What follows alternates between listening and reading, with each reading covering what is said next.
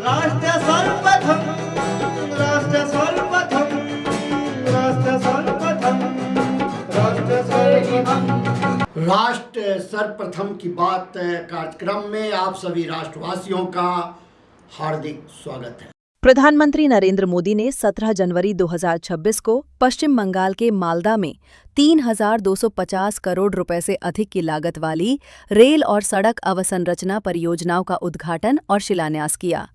इस अवसर पर प्रधानमंत्री ने कहा कि मालदा से पश्चिम बंगाल की प्रगति को नई गति मिली है।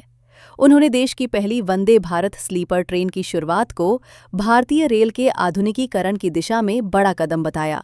ये ट्रेन हावड़ा से गुवाहाटी के बीच चलकर मां काली की धरती को मां कामाख्या से जोड़ेगी और यात्रा को अधिक आरामदायक बनाएगी।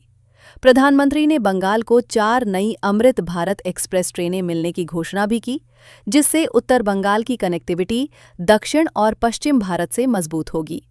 इसके साथ ही रेल लाइनों का विद्युतीकरण, नए रेल प्रोजेक्ट्स और NH-31D के 4 लेनिंग कार्य से क्षेत्र में व्यापार, पर्यटन और रोजगार के अवसर बढ़ेंगे। आज मालदा से पश्चिम बंगाल की प्रगति को गति देने का अभियान और तेज हुआ है।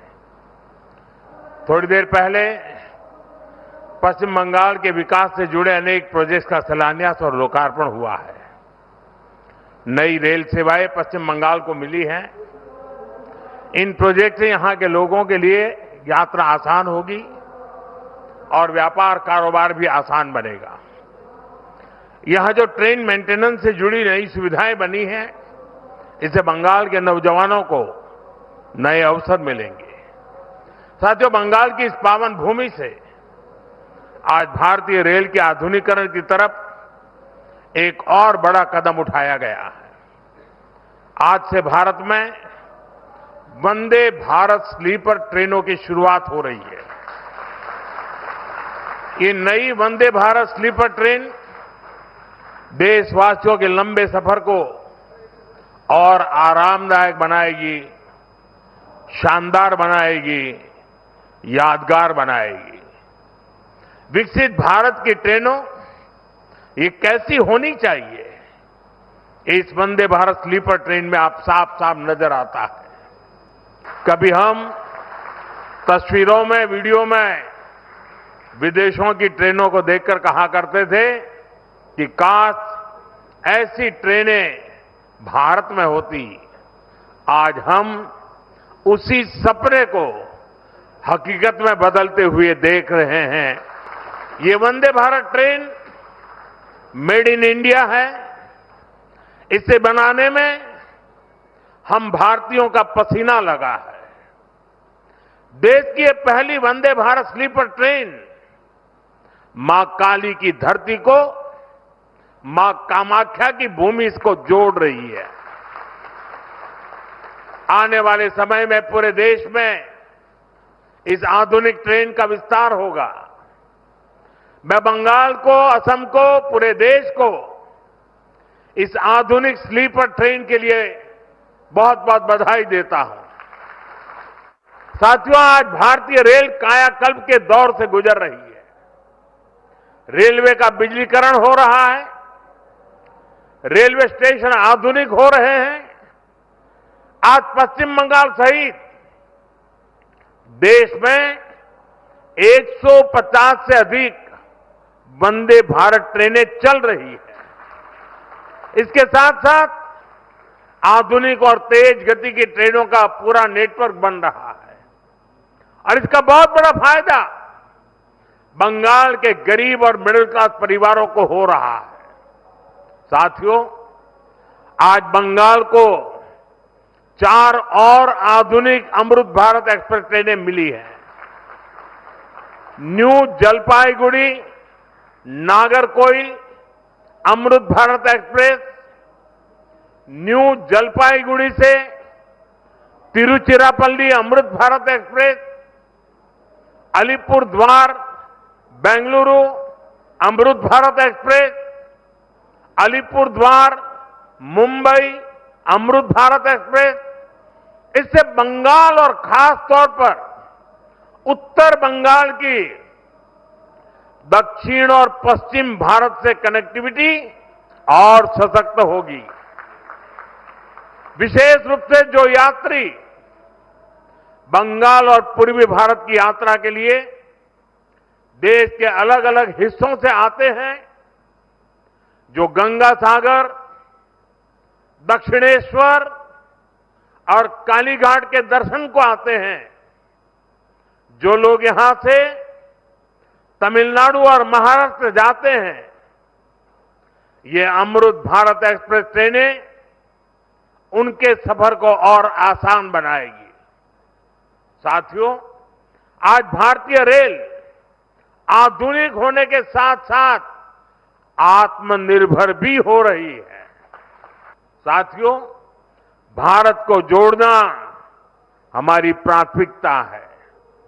दूरियों को कम करना यह हमारा मिशन है और ये आज के इस कार्यक्रम में भी दिखाई देता है। एक बार फिर आप सभी को इन प्रोजेक्ट के लिए मेरी तरफ से बहुत बहुत शुभकामनाएं, बहुत बहुत धन्यवाद।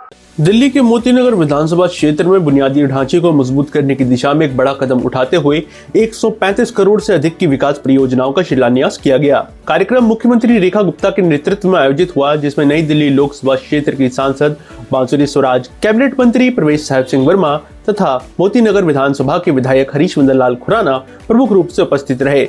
इनके अतिरिक्त क्षेत्र की जनता व गणमान्य व्यक्ति और भाजपा कार्यकर्ता भारी तादाद में उपस्थित रहे।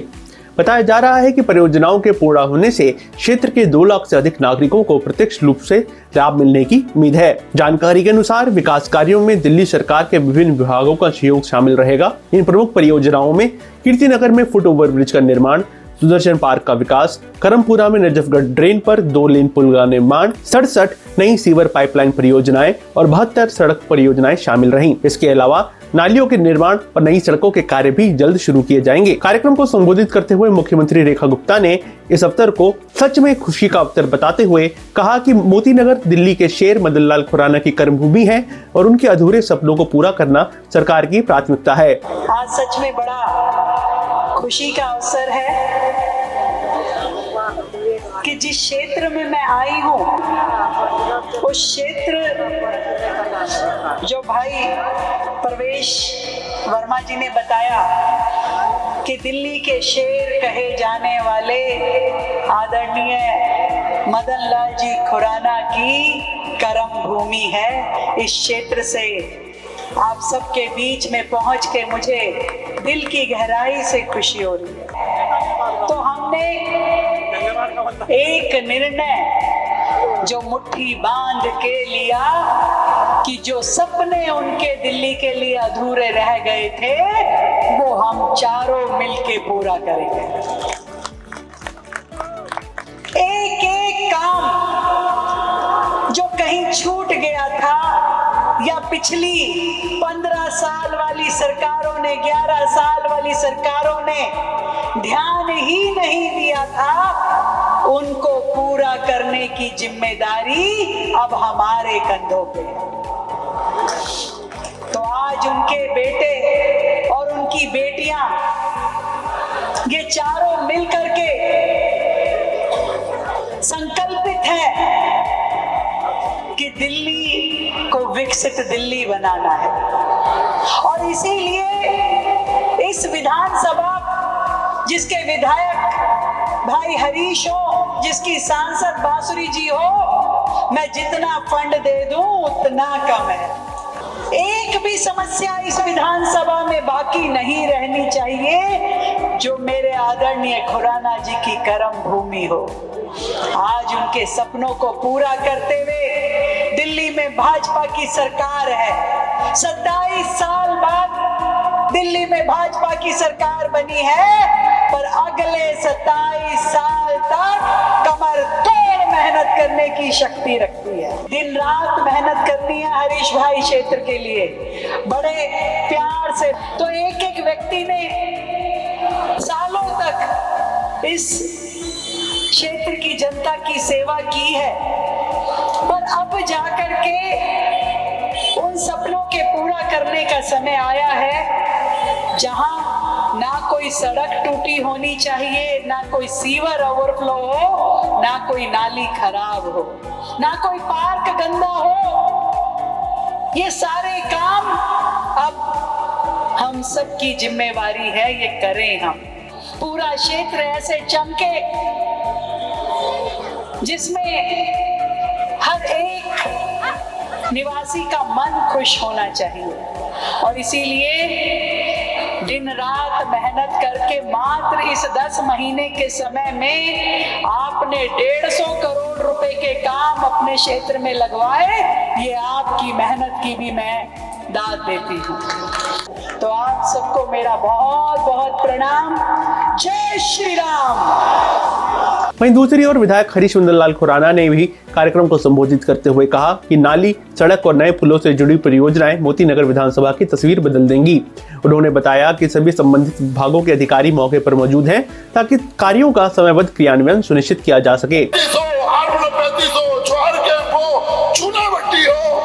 यहाँ पे नाली और नई सड़क का काम शुरू होने जा रहा है। मैं धन्यवाद दूंगा मुख्यमंत्री जी और एक बार जोरदार ताली मेरे पीछे बैठे हुए सेवा बस्ती के लोग भी हैं। बड़े दिन से डिमांड कर रहे थे नालियां बननी चाहिए। मुख्यमंत्री जी ने 8 करोड़ रुपया सिर्फ और सिर्फ डूसिप के माध्यम से हम लोगों को दिया है। मैं धन्यवाद करता हूँ माननीय मुख्यमंत्री जी का। फ्लड डिपार्टमेंट के यहाँ लोग बैठे हैं। 2 यहाँ पे कंस्ट्रक्शन नए पुल होने थे, लोहे के पुल, चाहे वो सुदर्शन पार्क का पुल हो, चाहे वो करमपुरा का ईस्ट बजारीबाग को कनेक्ट करता हुआ पुल हो, पुराने हो चुके थे, छोटे थे। उसको चौड़ा करने के बाद उसको नए पुल का काम शुरू हो रहा है। टेंडर हो चुका है, वर्क ऑर्डर हो चुके हैं।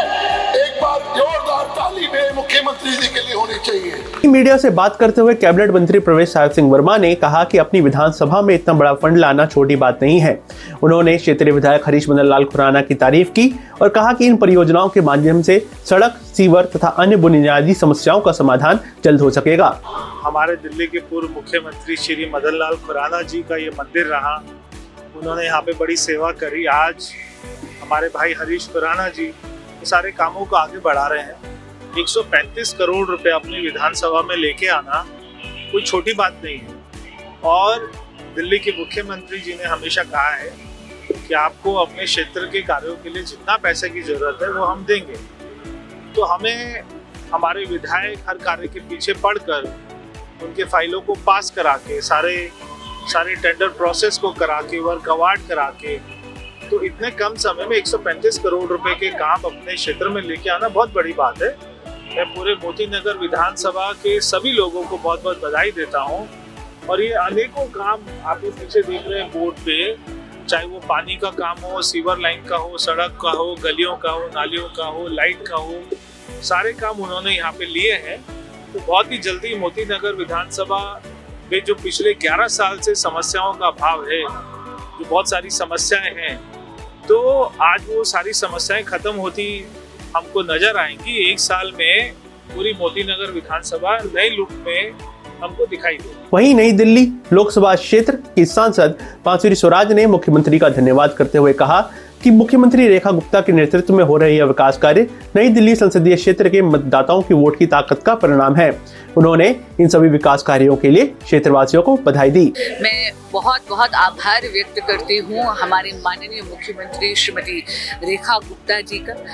उन्होंने मात्र 11 महीने में एक विकास का नया अध्याय रेखांकित करा है दिल्ली में, और बहुत बधाई मैं देती हूँ हमारे नई दिल्ली संसदीय क्षेत्र के सभी देवतुल्य मतदाताओं को, खास करके मोती नगर विधानसभा को।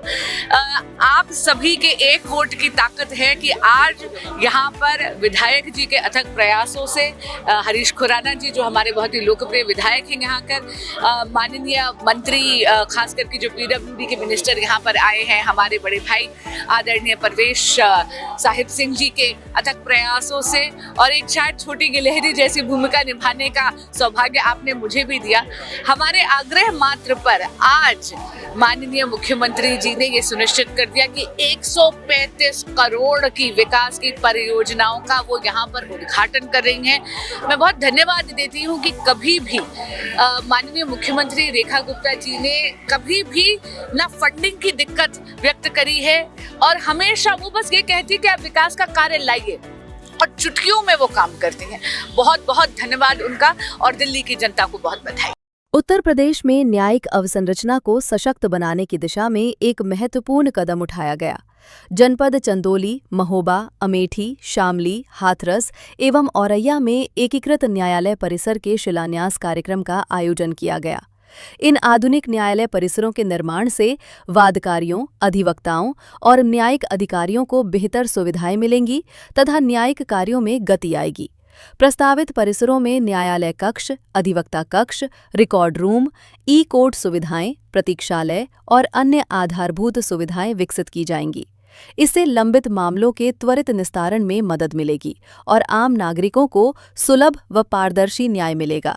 मैं सबसे पहले उत्तर प्रदेश के इस सीमावर्ती जनपद में, चंदौली जनपद में आज भारत की न्यायपालिका से जुड़े हुए हमारे सभी वरिष्ठ न्यायमूर्तिगण माननीय मुख्य न्यायाधीश जी के नेतृत्व में आज यहाँ पर पधारे हैं।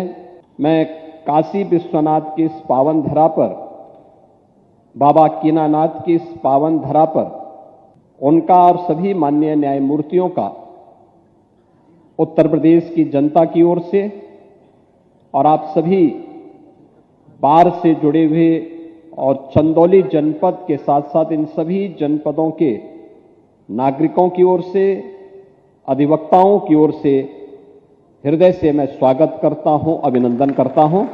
आज का दिन उत्तर प्रदेश के देश से अत्यंत महत्वपूर्ण दिन है और महत्वपूर्ण दिन इस बात को लेकर के कि यहाँ की न्यायपालिका के इतिहास के एक नए पृष्ठ का सृजन हो रहा है। मुझे याद है कि अपनी एक यात्रा के दौरान उच्चतम न्यायालय के हमारे आज के मुख्य न्यायाधीश माननीय श्री सूर्यकांत जी ने इस बात का उल्लेख किया था कि न्याय सहजता के साथ प्रत्येक नागरिक को उपलब्ध हो सके, इसके लिए आवश्यक है कि कुछ ऐसे मॉडल बनने चाहिए जो इंटीग्रेटेड हो, एक छत के नीचे हो।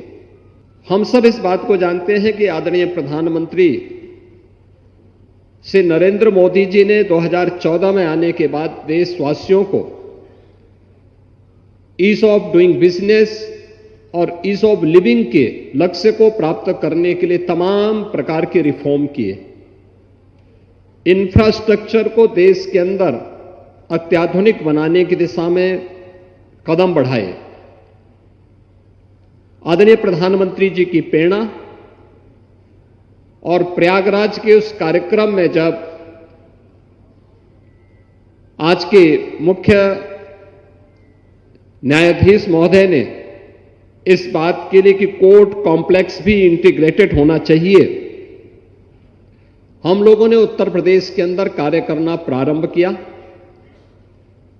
और मैं धन्यवाद दूंगा कि इलाहाबाद उच्च न्यायालय के हमारे मुख्य न्यायाधीश महोदय ने, इससे पहले इलाहाबाद उच्च न्यायालय के मुख्य न्यायाधीश के रूप में माननीय श्री बिंदल जी ने इस दिशा में पूरा सकारात्मक सहयोग किया और उत्तर प्रदेश सरकार ने एक साथ उन 10 जनपदों में जहां पर अभी तक स्वयं के डिस्ट्रिक्ट कोर्ट नहीं बन पाए थे, उनको एक साथ अपनी स्वीकृति दी कि यहां पे इंटीग्रेटेड कोर्ट कॉम्प्लेक्स बनने चाहिए। मुझे प्रसन्नता है कि आज हम लोगों ने, उत्तर प्रदेश सरकार ने पहले चरण में 6 जिन जनपदों में चंदौली भी है, इस चंदौली जनपद समेत 6 जनपदों का धनराशि अवमुक्त कर दिया है और ये पैसा जा चुका है, डिजाइन अप्रूव हो चुकी है, सारी औपचारिकताएं पूर्ण हो चुकी हैं और अब इस पे कार्य प्रारंभ हो जाएगा। जैसे आज यहां पर भूमि पूजन की कार्रवाई माननीय मुख्य न्यायाधीश महोदय के करकमलों से जैसे ही यह कार्यक्रम प्रारंभ होगा, उसके तुरंत बाद यहां पे L&T जैसी विश्वविख्यात संस्थाओं के द्वारा इस निर्माण के कार्य को आगे बढ़ाने का काम होगा, जिसमें एक छत के नीचे कोर्ट कॉम्प्लेक्स तो है ही, अधिवक्ताओं के लिए भी अच्छे चेंबर बनेंगे। और मेरा मानना है कि यह भारत के न्यायिक इतिहास में एक नए स्वर्ण अक्षर के रूप में यह पृष्ठ जुड़ेगा और इसकी शुरुआत उत्तर प्रदेश में हमारे आदरणीय मुख्य न्यायमूर्ति के करकमलों से आज प्रारंभ होने जा रहा है। अभी समय है एक ब्रेक का, हम चलते हैं ब्रेक पर, आप कहीं जाए नहीं, छोटा सा break. Kamal Buildtech Private Limited, fulfilling promises. With our professional team and experience of delivering projects, in past we guarantee you peace of mind and top quality work in an affordable price. और अधिक खबरों के लिए आप हमारे YouTube channel दैनिक India दर्पण को अभी सब्सक्राइब करें और नोटिफिकेशन के लिए बेल आइकन को प्रेस करना ना भूलें।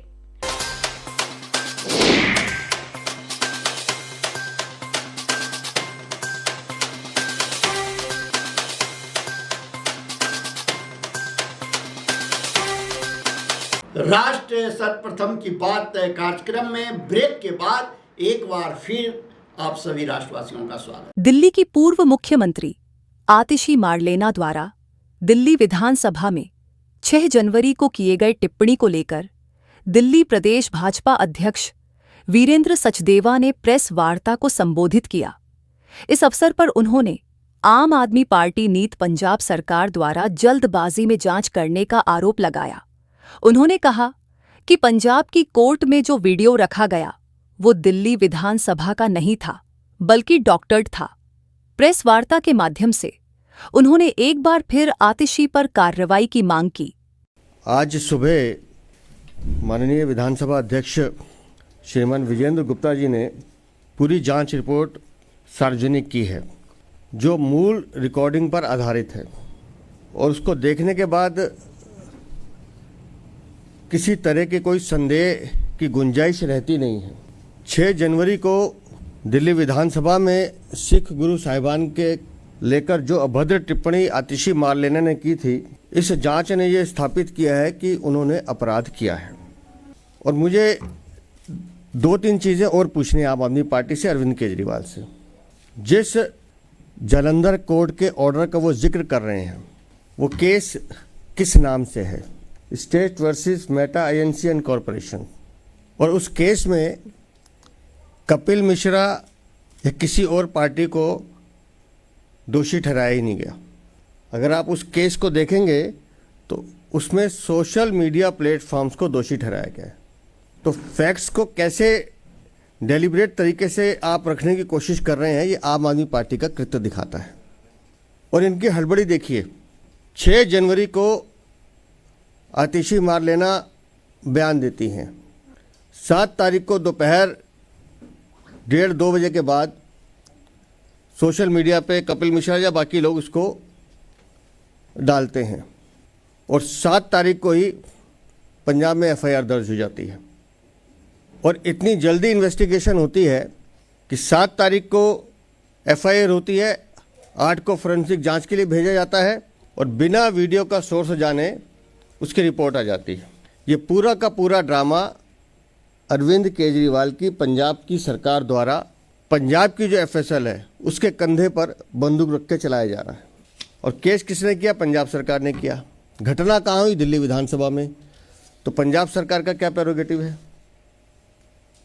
और अगर कोर्ट्स की प्रोसीडिंग को आप ध्यान से पढ़ें तो पंजाब सरकार का वकील जो वीडियो कोर्ट के सामने रखा गया है वो खुद कह रहा है कि ये वीडियो तो डॉक्टर्ड है। अब वीडियो विधानसभा से तो गया नहीं, वीडियो तो वहाँ डॉक्टर्ड किया गया और पंजाब सरकार ने रखा और खुद उनका वकील कह रहा है कोर्ट के सामने कि ये वीडियो डॉक्टर्ड है, क्योंकि मूल वीडियो तो विधानसभा की प्रॉपर्टी, दिल्ली विधानसभा की प्रॉपर्टी थी, जो यहाँ के विधानसभा अध्यक्ष ने उन विपक्ष की मांग पर जांच के लिए भेजा था। और जिस वर्बिटम को आधार माना जाएगा इस पूरी जांच का, उसमें विधानसभा अध्यक्ष ने बताया है। मैं सिर्फ उतना हिस्सा एक बार फिर पढ़ के सुनाता हूँ। सुश्री आतिशी, माननीय विपक्ष की नेता, पहले पॉल्यूशन पर बात होनी चाहिए अध्यक्ष महोदय, फिर व्यवधान पैदा होता है और फिर आतिशी मारना बोलना शुरू करती हैं। तो आप कराइए ना चर्चा, क्यों भाग रहे हैं? कहते हैं कुत्तों का सम्मान करो, गुरुओं का सम्मान करो। इसके बाद विजेंद्र गुप्ता जी बोलते हैं 1 मिनट रुकिए, मैं इसको अलाउ नहीं करता हूँ। ये वो वर्बिटम है जो उसका सबूत है। लेकिन मेरा सवाल ये है आम आदमी पार्टी के नेताओं से कि जब सदन गुरुओं के सम्मान की बात कर रहा तो कुत्ता शब्द आया कहाँ से, क्यों बोला आतिशी ने? और फिर 6 जनवरी के बाद से आतिशी गायब क्यों है?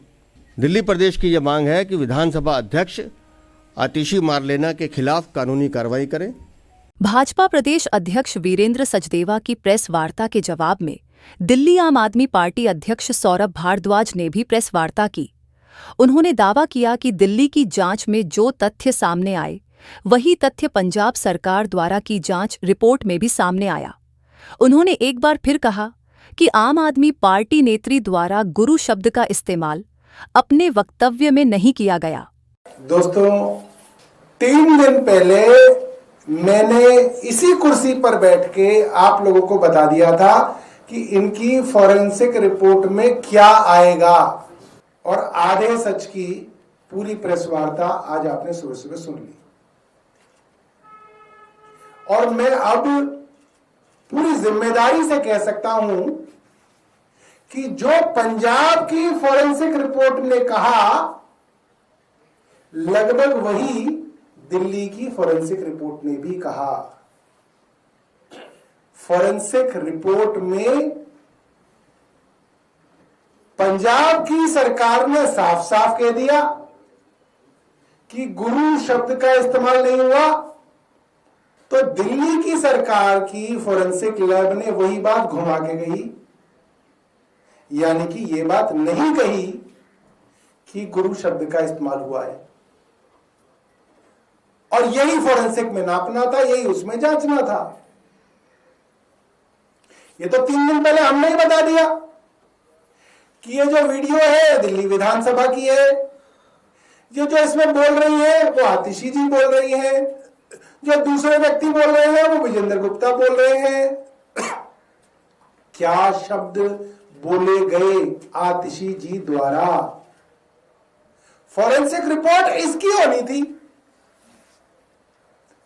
हालांकि कान से भी अगर आप सुन लें तो आपको पता है कि उसमें आतिशी जी ने गुरु शब्द का इस्तेमाल ही नहीं किया। आप 100 बार सुन लीजिए, अपने टेलीविजन स्टूडियो में चला लीजिए, दर्शकों को सुना दीजिए, आप लोग अकेले में सुन लीजिए, है ही नहीं शब्द, कोई सुन ही नहीं सकता, और वो है भी नहीं।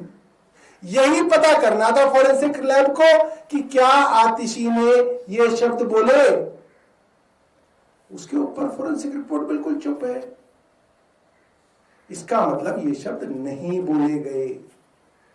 आधे सच की रिपोर्ट लाकर भारतीय जनता पार्टी की सरकार अपनी इज्जत बचाने की कोशिश कर रही है, मगर ये वीडियो जगह जगह चलाकर हम भारतीय जनता पार्टी को एक्सपोज करेंगे। और आज जो प्रेस वार्ता हुई उससे ये साफ हो गया कि स्पीकर महोदय ने स्पीकर के पद की गरिमा तक को भी ठेस पहुंचाई। स्पीकर का काम बिल्कुल भी नहीं है कि राजनीतिक शब्दों का इस्तेमाल करें, राजनीतिक, मगर वे आए, ये दुर्भाग्यपूर्ण है, उनको नहीं करना चाहिए था। मगर फिर भी क्योंकि वे आए हैं और राजनीतिक बात कर रहे हैं, तो हमको भी राजनीतिक पार्टी के रूप में उन आरोपों का जवाब देना पड़ रहा है। मगर स्पीकर के पद को ये शोभा नहीं देता। या सरकार की फॉरेंसिक रिपोर्ट है तो सरकार को करनी चाहिए थी। और अधिक खबरों के लिए आप हमारे YouTube चैनल दैनिक इंडिया दर्पण को अभी सब्सक्राइब करें और नोटिफिकेशन के लिए बेल आइकन को प्रेस करना ना भूलें।